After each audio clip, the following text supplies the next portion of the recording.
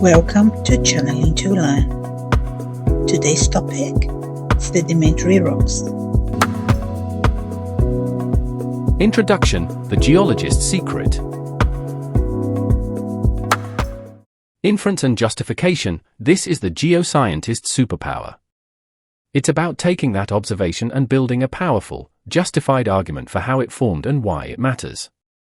Example: the horizontal layers suggest this landscape was once a vast ocean or desert where sediments were deposited over millions of years, and the great depth is the result of massive erosion by a river. The key?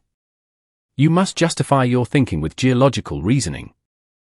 Example analysis: the sedimentary rock trap. Evaluating the value of geology.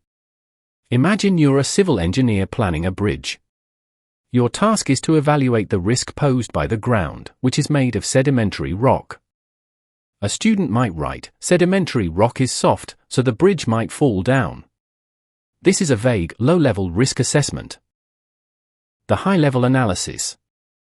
An A-B response moves beyond soft rock. The engineer must recognize that the site likely has interbedded sedimentary rocks, like layers of sandstone and shale.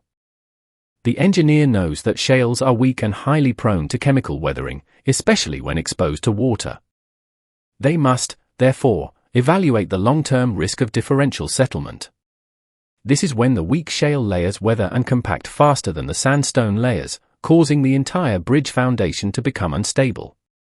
The A-B grade thinking uses specific geological terms, interbedded, shale, chemical weathering, differential settlement, to build a detailed and practical justification.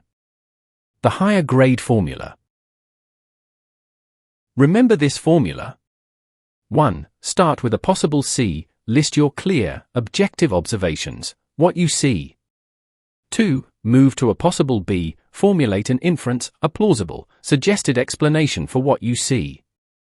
3. Elevate to a possible A, provide a detailed justification, the scientific reasoning and specific vocabulary that proves your inference is the most likely truth.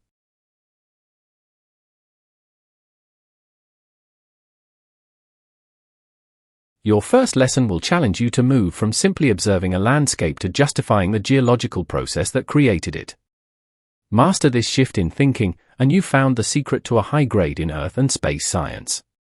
Good luck!